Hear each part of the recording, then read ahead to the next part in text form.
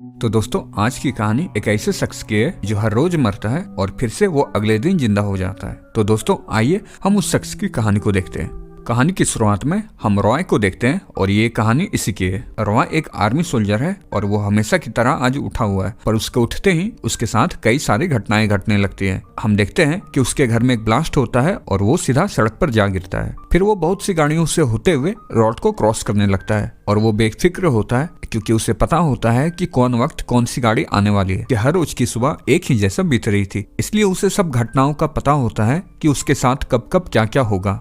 और तभी हम देखते हैं कि रॉय को एक बॉम्ब से ब्लास्ट कर दिया जाता है और वो मर जाता है। फिर हम उसे अगली सुबह देखते हैं, वो फिर से जिंदा हो जाता है क्योंकि असल में वो एक टाइम लूप में फंस चुका है। वो पिछले कई दिनों से एक ही दिन को जीता आ रहा था। यहाँ हम देखते हैं कि वो जैसे उठता है उसे कातिल मारने आ गया होता है, लेकिन रॉय उससे बचकर उसे ही मार देता है। और तभी उसके घर के बाहर एक हेलीकॉप्टर आता है जो उसके घर में अंधाधुंध फायरिंग करने लगता है। रॉय को इस चीज का पता होता है कि ये उसका आए दिन का चीज है, क्योंकि उसने तो ये सारे दिन पहले से ही जी रखा था। उसके घर में फायरिंग बहुत तेजी से हो रही थी, पर फिर भी वो बेफिक्र अपने घर से निकल रहा होता है क्योंकि उसे पता होता है कि उसे कौन सी गोली कब लगने वाली है। इसलिए वो अपने कदम को बढ़ाता जाता है और गोलियों से बचता जाता है। फिर वो एक चाकू को लेकर हेलीकॉप्टर चला रहे को मार देता है और फिर वो अपनी खिड़की से कूदकर नीचे आ जाता है। यहाँ हम देखते हैं कि दो लड़कियां होती है जो उसका पीछा कर रही होती है, क्योंकि दरअसल ये लड़कियां भी रॉय को मारना चाह रही थी।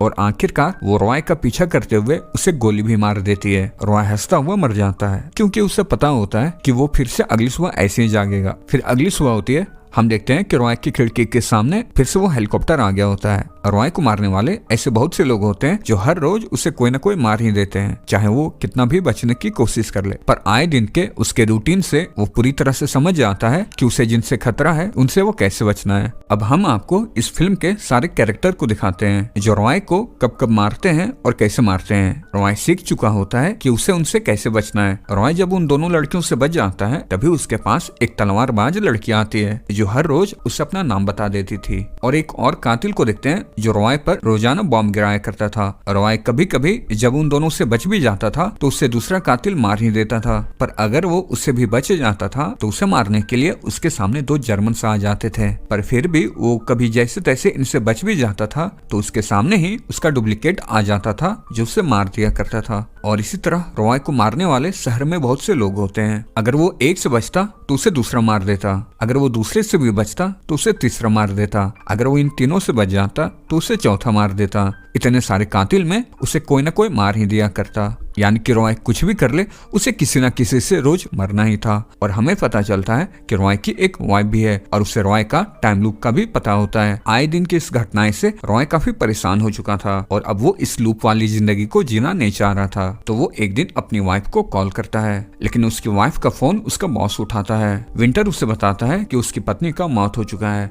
रॉय समझता है कि शायद विंटर ने ही उसकी पत्नी को मारा है और तभी वहाँ पे वो दोनों जर्मन आ जाते हैं और वो रॉय को मार देते हैं। फिर टाइम रीसेट होता है और हम सुबह का वक्त देखते हैं। पर आज रॉय सभी कातिलों से बचता हुआ एक होटल में चला जाता है और वहाँ वो एक लड़की को दिखता है जो उससे पसंद आ जाता है। अब बार बार होटल में आने की वजह से रॉय को उस होटल वाले के साथ दोस्ती हो जाती है। उसका दोस्त उसे हमेशा समझाया करता था कि कभी भी गलत काम नहीं करने चाहिए, पर रॉय उसकी बातों पर ध्यान न देकर उस लड़की को देखता रहता है। और यहाँ पे जैसे ही 12:48 होते हैं, होटल में उसे मारने के लिए बहुत से लोग आ चुके थे और वो जल्द ही रॉय को मार भी देते हैं। अब यहाँ रॉय अपने गुजरे हुए वक्त को याद करने लगता है। हम देखते हैं कि उसकी वाइफ एक लैब में काम कर रही है और वो रॉय को उस वक्त कॉल करती है। रॉय जब उस लैब में पहुंचता है तो उसकी वाइफ उसकी नाप लेने लगती है और उससे कहती है कि कंपनी उसे जॉब पे रखना चाहती है क्योंकि उस कंपनी में लोगों की कमी थी। उसके वाइफ उसके बालों का सैंपल और उसके ब्लड को लेती है। तभी हम कैमरे के पास देखते हैं कि उसके बॉस उन्हें देख रहे हैं। यहाँ पे हम लैब में देखते हैं कि यहाँ पे एक बहुत ही बड़ी मशीन होती है। रॉय पूछता है कि ये मशीन क्या करती है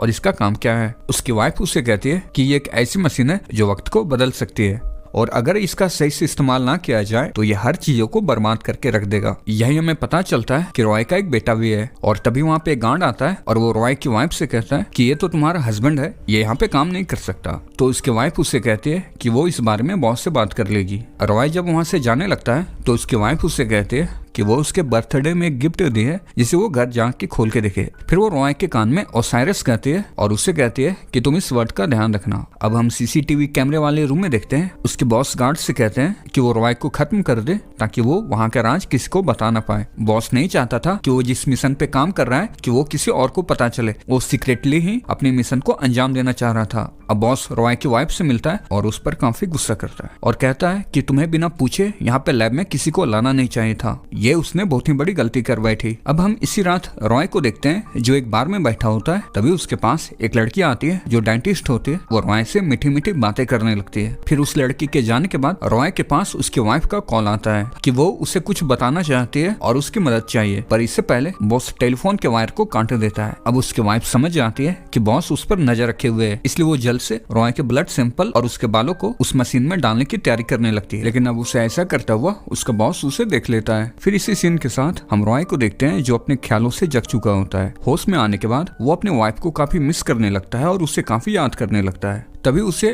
उसके बर्थडे पर जो गिफ्ट दिया था वो उसे याद आता है। तो वो उस गिफ्ट को जाके देखता है। पर जब वो उस गिफ्ट को खोलता है तो उसके अंदर एक किताब होती है और उसी किताब पर ओसाइरस लिखा हुआ था, जो आपको याद होगा कि उसकी वाइफ ने उसके कानों में कहा था। अब यहाँ रॉय समझने की कोशिश कर रहा था। तभी हम पीछे से देखते हैं कि वो हेलीकॉप्टर दोबारा से वहाँ आ गया होता है। लेकिन जैसा कि हम जानते हैं रॉय वहाँ से हमेशा बच निकलता है। वो सबों से बचता हुआ जाता है और उस किताब को एक जगह पे बैठ के पढ़ने लगता है। रॉय उस किताब को पढ़ता है पर उसे समझ नहीं आती।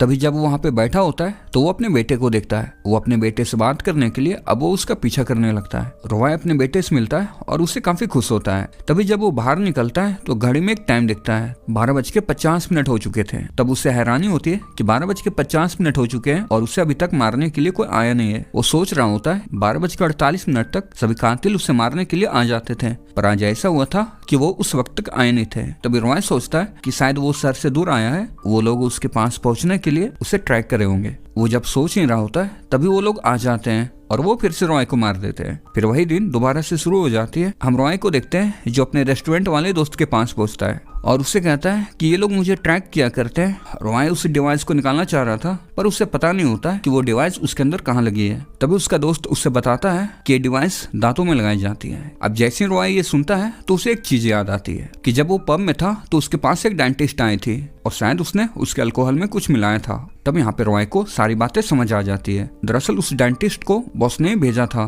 उसके बॉडी में उस डिवाइस को लगाने के लिए ताकि उसके लोग हमेशा उसे ढूंढकर मार दे। अब यह जान लेने के बाद रॉय उस डिवाइस को निकालने की काफी कोशिश करने लगता है। वो जैसे तैसे अपने दांत को तोड़कर उस डिवाइस को निकाल भी लेता है। तभी वहाँ पे रॉय का हम शकल आता है और उसे मार देता है। अब सवेरा होता है। रॉय को याद होती है कि उसे अपने बॉडी से उस डिवाइस को निकालना है, नहीं तो वो हमेशा ट्रैक किया जाएगा और बॉस के लोग उसे ढूंढकर मारते रहेंगे। अब रॉय समझ गया होता है, इसलिए वो उठते ही अपने दांतों से उस डिवाइस को निकाल देता है। रॉय को डिवाइस का पता चल चुका था, इसलिए वो कातिलों को ढूंढ ढूंढ कर मारने लगा। तो फिर उसे एक कातिल से बॉस का नंबर मिलता है और वो उसे कॉल करता है और बॉस को धमकी देता है और कहता है कि वो उसके पास आ रहा है। पर रॉय के लिए ये चीज काफी मुश्किल होती है क्योंकि वहाँ पहुंचते ही सिक्योरिटी उसे मार देते हैं। वो कई बार लगातार कोशिश करता है पर वहाँ की सिक्योरिटी उसे मार ही देती है। पर एक दिन वो सभी सिक्योरिटी को मारकर वो आखिर अंदर आ ही जाता है। रॉय को अपनी वाइफ की बातें याद आ रही थी कि उसके लैब में जो टाइम मशीन है वो समय को बदल सकती है। दरअसल वहाँ का जो बॉस था वो समय को बदलकर पूरी दुनिया का बादशाह बनना चाह रहा था और उसी को रोकने के लिए रॉय की वाइफ ने रॉय को टाइम लूप में फंसा दिया। रॉय बॉस के पास पहुंच जाता है तो बॉस उससे कहता है कि अगर वो उसे मारता है तो उसका बेटा मारा जाएगा। पर उसके बावजूद भी रॉय उसके एक भी नहीं सुनता और उसे मार देता है क्योंकि उसे पता है कि वो एक टाइम लूप में है और वो चीजें बार बार होती रहेगी। वो दौड़ता हुआ अपने बेटे को बचाने जाता है पर काफी लेट हो चुकी होती है। बॉस के लोग उसके बेटे को मार दिए होते हैं और तभी हम वहाँ पे देखते हैं कि एक बड़ा सा धमाका होता है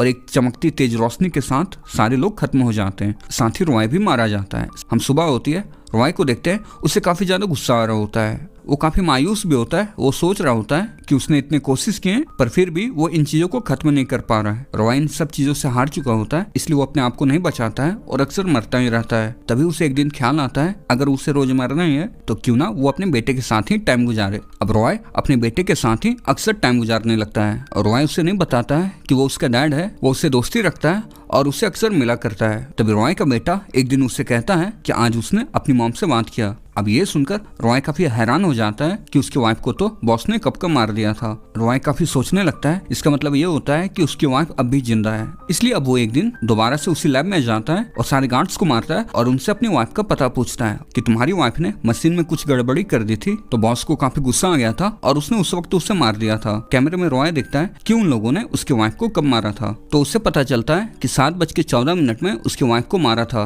अब रॉय को समझ आती है और वो उसी वक्त अपने आप को शूट कर लेता है ताकि वो टाइम पे उठे और अपनी वाइफ को बचा सके। अगले दिन हम रॉय को देखते हैं जो 7 बजे जगता है और अब उसके पास सिर्फ 14 मिनट ही होते हैं अपनी वाइफ को बचाने के लिए। वहाँ पे जैसे वो हेलीकॉप्टर आता है, रॉय उन लोगों को मारकर उस हेलीकॉप्टर में चला जाता है और बॉस के यहाँ पहुंच जाता है। आए दिन की उसके घटनाओं से उसे पता होता है कि कौन लोग उसे कब मारने वाले हैं। वो उनसे बचता जाता है और उन्हें मारता जाता है। फिर वो लैब में पहुंच जाता है जहाँ पे उसकी वाइफ होती है। 7:14 होने वाले होते हैं, लेकिन रॉय इससे पहले अपनी वाइफ को बचा लेता है। उसकी वाइफ उससे माफी मांगती है। अब यहाँ पे उसकी वाइफ उससे माफी मांगती है और कहती है कि उसे ना चाहते हुए भी उसे टाइम लूप में फंसाना पड़ा, क्योंकि उसे यहाँ अपने बॉस को रोकने के लिए उसके पास और कोई तरीका नहीं था। वो बताती है कि इसलिए मैंने तुम्हारे ब्लड सैंपल और बालों को इस मशीन में डालकर कुछ गड़बड़ियां कर दी थी, और अब जैसे ही तुम अगर इस मशीन में जाते हो तो टाइम रीसेट हो जाएगा कि सारी चीजें पहले जैसी हो जाएगी, और इसी के द्वारा ही रॉय टाइम लूप से निकल सकता था। अब रॉय उस मशीन में चला जाता है और सारी चीजें नॉर्मल हो जाती है और यहीं पे ये कहानी भी खत्म होती है।